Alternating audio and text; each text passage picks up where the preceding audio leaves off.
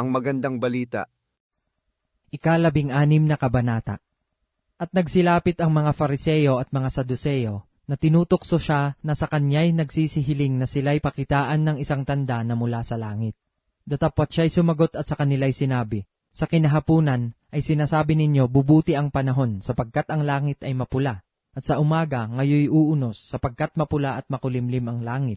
Kayo'y marurunong magsikilala ng anyo ng langit, datapwat hindi ninyo mga kilala ang mga tanda ng mga panahon. Ang isang lahing masama at mapangalun niya ay humahanap ng tanda, at hindi siya bibigyan ng anumang tanda, kundi ng tanda ni Jonas, at sila'y iniwan niya at yumaon. At nagsidating ang mga alagad sa kabilang ibayo, at nangakalimot na mangagdala ng tinapay. At sinabi sa kanila ni Jesus, kayo'y mangag-ingat at magsipang-ilag sa lebadura ng mga Fariseo at mga Saduceo, at sila'y nangagkatuwiranan sa kanilang sarili, na nagsasabi, hindi tayo nangakapagbaon ng tinapay. At nang matalastas ni Jesus ay sinabi, o kayong kakaunti ang pananampalataya, bakit kayo nangagbubulay-bulay sa inyong sarili sapagkat wala kayong tinapay? Hindi pa baga ninyo natatalastas at hindi ninyo naaalaala ang 5 tinapay sa 5,000 lalaki at kung ilang bakol ang inyong nailigpit? Ano't hindi ninyo napag-uunawa na hindi ang sinabi ko sa inyo'y tungkol sa tinapay? Datapwat kayo'y mangag-ingat sa lebadura ng mga Fariseo at ng mga Saduceo. Nang magkagayoy kanilang natalastas, nasa kanila'y hindi ipinag-utos na sila'y magsipag-ingat sa lebadura ng tinapay, kundi sa mga aral ng mga Fariseo at ng mga Saduceo. Nang dumating nga si Jesus sa mga sakop ng Cesarea ni Filipo, ay itinanong niya sa kanyang mga alagad na sinasabi, ano baga ang sabi ng mga tao kung sino ang anak ng tao?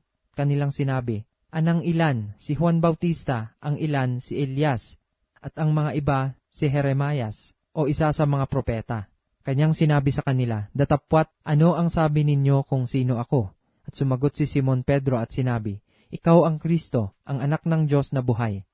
At sumagot si Jesus at sa kanya'y sinabi, mapalad ka, Simon Bar-Jonas, sapagkat hindi ipinahayag sa iyo ito ng laman at ng dugo, kundi ng aking Ama na nasa langit.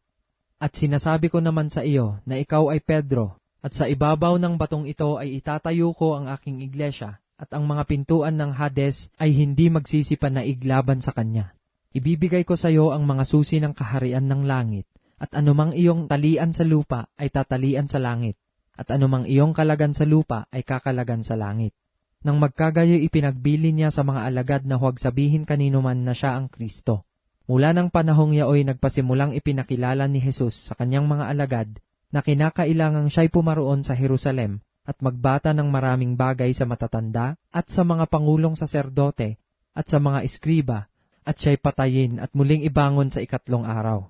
At isinama siya ni Pedro at nagpasimulang siya'y pinagwikaan na nagsasabi, Panginoon, malayo ito sa iyo. Kailanman ay hindi mangyayari ito sa iyo. Datapwat lumingon siya at sinabi kay Pedro, lumagay ka sa likuran ko, Satanas, ikaw ay tisod sa akin, sapagkat hindi mo pinag-iisip ang mga bagay ng Diyos, kundi ang mga bagay ng tao. Nang magkagayoy sinabi ni Jesus sa kanyang mga alagad, kung ang sino mang tao'y ibig sumunod sa akin, ay tumanggi sa kanyang sarili, at pasanin ang kanyang krus at sumunod sa akin. Sapagkat ang sino mang mag-ibig iligtas ang kanyang buhay, ay mawawalan nito, at ang sino mang mawalan ng kanyang buhay, dahil sa akin, ay makakasumpong niyaon.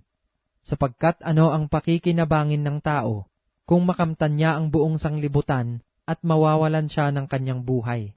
O ano ang ibibigay ng tao na katumbas sa kanyang buhay? Sapagkat ang anak ng tao ay pariritong nasa kaluwalhatian ng kanyang ama, na kasama ang kanyang mga anghel, at kung magkagayoy bibigyan ang bawat tao ayon sa kanyang mga gawa.